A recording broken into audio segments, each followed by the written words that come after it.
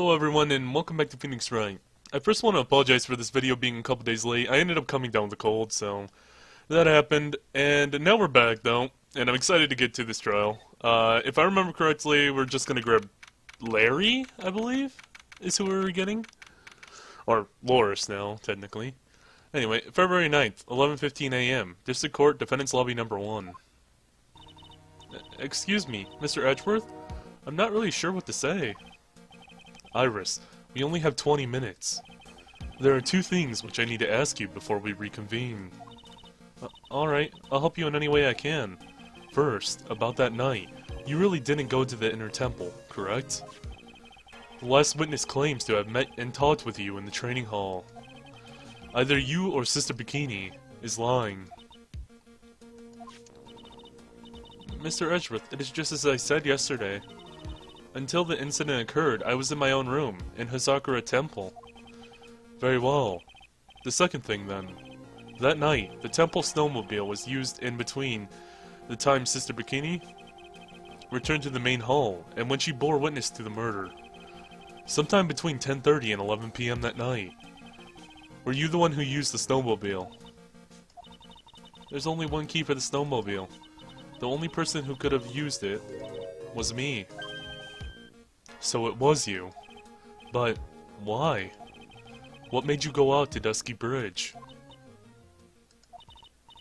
I'm sorry, Mr. Edgeworth. Oh, crap. Cyclops now? This late into the case? Oh boy. That's a lot of them, too. So she refuses to tell us about that. So she did go out to Dusky Bridge, but we need to know the reason why. So it's either she did go to the temple, the inner temple, or some other reason, which I don't know why. Iris. I can't tell you about that yet. Yet. Not until her safety is confirmed. Her safety? Whose safety are we talking about? Are we talking about Pearl or Maya? Because those are the only two I can think about, safety-wise, right now. If she's saying that. Her. Oh, okay. The safety of the acolyte. Or acolyte. Yeah, that's it. I believe that's how you pronounce that. The acolyte, huh? She must be talking about Maya. Okay, so she's talking about Maya.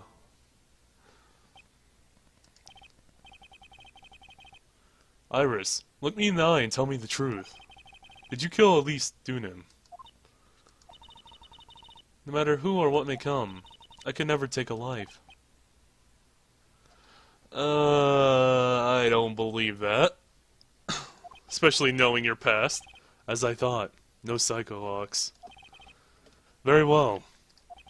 It is my job to get to the truth. You'll discover this for yourself soon enough. February 9th, 11:36, courtroom number 7. Court will now reconvene. Miss Karma, where is the witness? During the break, a man was detained for suspicious behavior in the gallery. Suspicious behavior? He was sketching something very intensely. Dare I ask what the witness was sketching and when he was detained? God damn it, Larry. He drew a terrifying woman armed with a demonic face and a vicious whip. I can only presume his intention was to capture you. Anyway, it's time to drag this pathetic excuse for an artist before the court. I thought Larry would be into the whipping. Loris Dunan, I hope you're ready. Get in here. It would seem that whip is going to see plenty of use today.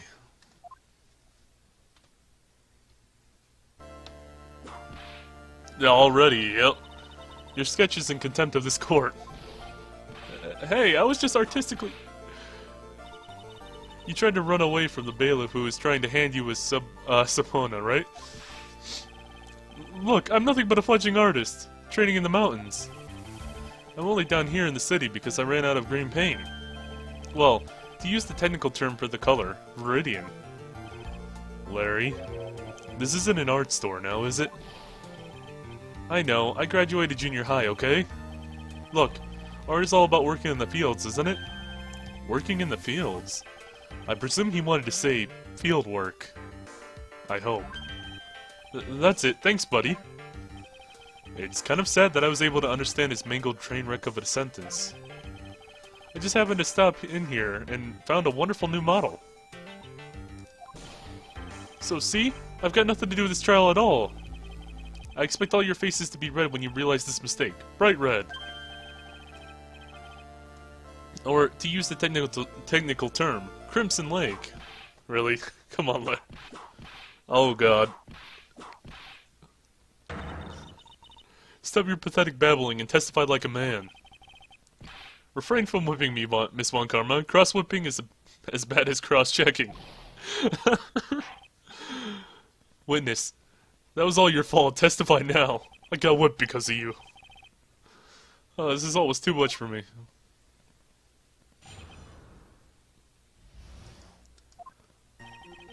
I was at that lodge out in the mountains, looking up at the stars that night. I walked to the bridge at a number of times, but... Didn't Larry have... Before I continue on with this testimony, didn't he have a couple of psychologues himself? I think he did. It's been a little bit, but yeah, I'm pretty sure he had a couple of walks himself. And yeah, we didn't actually find out what we needed to... how to open those, or open them at all, so... I didn't see a snowmobile. I didn't meet anyone at the bridge that night. The girl I was waiting for didn't show up. My teacher died on me. I'm all alone now. Aren't I, edgy? Witness, please refrain from talking directly to the lawyer during your testimony. I'm just a nobody. Nothing but a small, worthless man, aren't I? And why wasn't I asked for my name and occupation? Or anything else? Mr. Edgeworth? This man seems to have quite a severe inferiority complex. He's recently been the case of numerous incidents. I think he's finally realized for himself just how much of a nuisance he's been to other people. Yeah, that's right. I'm behind everything. Every case. Watch out, okay? Just touching me will make you eternally unhappy. I think it'll make you eternally unhappy for different reasons, Larry. Definitely different reasons than you're thinking. Well then, let us proceed with the cross-examination, with no touching. Thank you. I don't know, your hair right there is making me eternally unhappy. We can delve into the other details at a later time.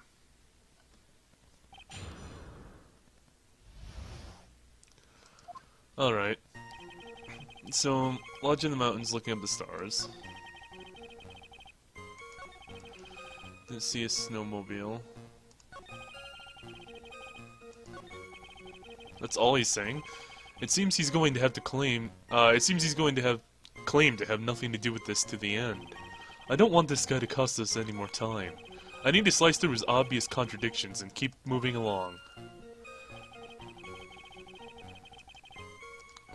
Alright, so right here he's basically claiming he didn't see the snowmobile, which we have no proof he's seen the snowmobile or not. We don't know. Looking at the stars that night, yeah, that could be true. He walked to the bridge, okay. But, okay, and he's claiming he didn't see anyone, like, in the last statement here. I didn't mean anyone at the bridge that night. But, before Phoenix fell, weren't you there with him? And that was that same night, so... You did meet Phoenix. So we know that for sure. So that'd be one person that you met that we can confirm. And where is he? Oh, Phoenix is over here.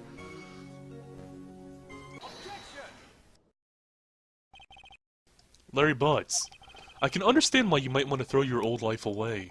You're pretty pathetic, and you cause all sorts of trouble. I'm sorry. But having realized just how much of a nuisance you've been, that could be considered a step in the right direction. Etchy, are you trying to console me? It certainly doesn't sound that way to me. However, I cannot forgive you for simply turning away from the incidents you create. You're totally pitting this on me. Now then, let us talk about the night of the murder. Sister Bikini, after seeing the murder take place, asked Phoenix Wright to report it. Thus, he headed for the public phone by the bridge. There, he happened across a certain nefarious individual.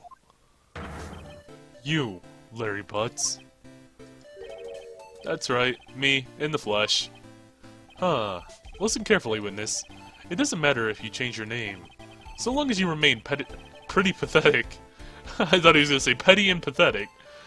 You will continue to cause these incidents. That reality will not change. But what do you want me to do then? Larry, what you need to change is your inner self. This isn't even a trial anymore. This is like... this is like, let's console Larry and help him become a better person. This isn't even about the murder anymore. This is trying to help Larry become a working individual. A better man. What you saw that night. Testify truthfully. That is all you can do for now.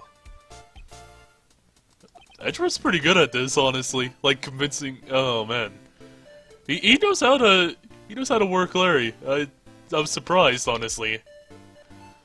Edgy, I think I finally woken up. Well, I guess I could still be sleeping. But anyway, I'll do it. I'll testify. Well, I'm not sure this will go especially well. I'll ask again then. Witness, what did you see on the night of the murder? Alright, what I saw is part 2. I went to the shack at around 9, so it would have been around 10:30. I was lying under my bedding. Oh, I was about to say you were lying under your bed, and then I was like, wait a minute, he probably doesn't even have a bed in that shack. I was lying under my bedding when a white flash almost blinded me. I looked out the window, and Dusky Bridge was on fire. There was still some thunder, but I went right away to check it out. That's when I ran into Nick. Huh. You certainly saw quite a lot, didn't you? So, what happened to the bridge after it caught on fire? It was like me after a 3-day stint chasing a girl. It totally burned out. Like, almost totally gone. I mean, trying to cross the bridge remains was what caused Nick to fall. What did you say? Oh, don't worry. Nothing life-threatening. He just caught a cold. As always, hard to know if he should be called lucky or unlucky. Now then, Mr. Edgeworth, please commence your cross-examination.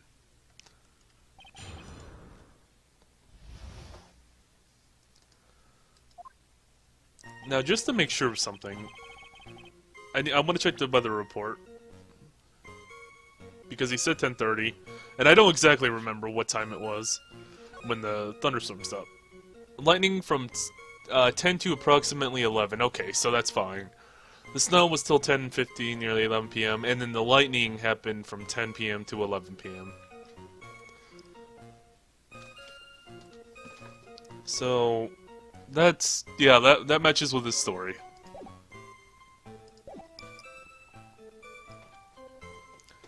Alright.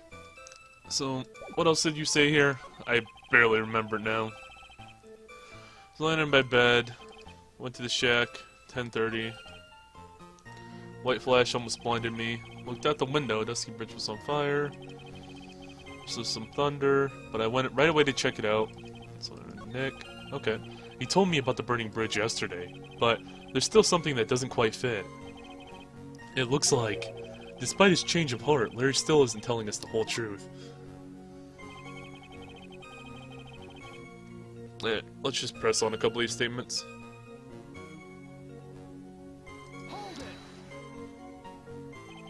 What did you do out there in the cold for an hour and a half? Well, if you really must know, I was busy being excited, I guess. Excited? Dare I even ask? I said the meeting time is 10 p.m., right? But I couldn't wait, and I thought she might come early, too. Well, it appears that she didn't come at all in the end. Because they never arranged the meeting in the first place, did they? Shut up, don't go picking my fond memories apart. Anyway, I was getting a little worried. I thought maybe Iris had lost her way. So every 20 minutes or so I went out to the bridge. But I didn't see anything particularly suspicious. I didn't have anything else to do, so I went back to the shack to wait for her. Later bedding with a white fly almost blinded me. Well, that would just be asking about the lightning. I don't know if I really own it. I mean, I guess I'll press on it anyway. But the light was, of course, lightning. Like, kapow! Like a slap from Naomi, honestly. Like big bada boom. Or a little like that. That's more like a punch from Miranda. Witness, did you actually see the lightning hit the bridge? Well, I was a bit startled by the flash of light, so... Huh. Startled by the flash of light, so you didn't really see, yeah. So you didn't really see it. Seeing that, what did you do? What do you think? I was burning up as well, from the fire in my heart. And that's why you went to take a look at the bridge? Well, to be honest, it was freezing cold, so at first I thought, forget it, I'm not leaving my covers. But it had pretty much stopped snowing. So, I don't know, I changed my mind. I'm not sure I care for the forget it attitude you had at first, Witness. There's still some thunder, but I went right away to check it out. You said right away, but exactly how long after the strike was that? Huh. The lightning fell and then the bridge caught on fire, maybe around 5 minutes. I mean, I suddenly thought, gotta go check this out. How far is this small shack? How far is this small shack you were in from the bridge? Hold on, well, it had pretty much stopped snowing. I guess about a 5-minute walk. And how did Dusky Bridge look when you got there? Like I had recovered a piece of my childhood. I mean, not even the bonfires kids made during school camping trips can compare. Well, should I press him for a little more info? Oh. That's...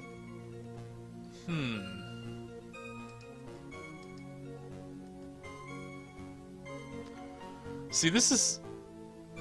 Why did you... Okay, why didn't you call anyone? Why didn't you go to the bridge? Well, we kind of know why he went to the bridge. So it would either be not right now, or why didn't you call anyone? But it's true, why didn't... True.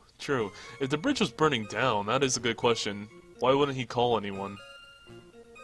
Because I don't think he meant Phoenix right away when he went to the bridge.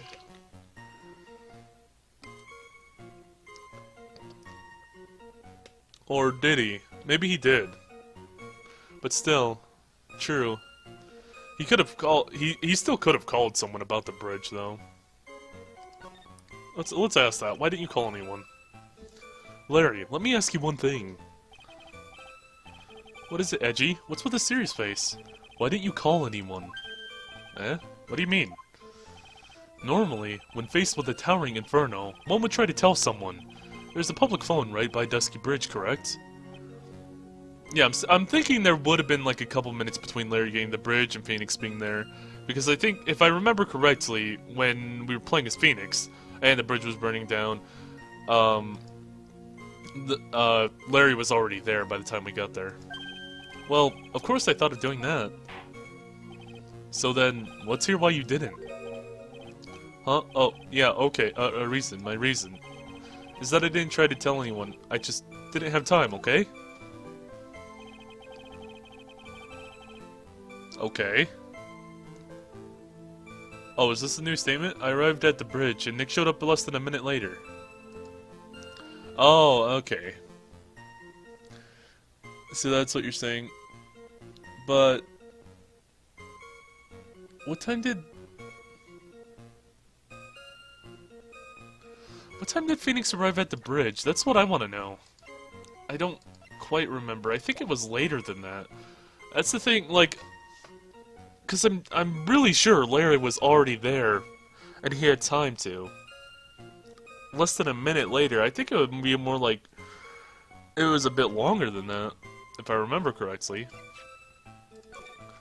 Because 10:45, a minute later, that was at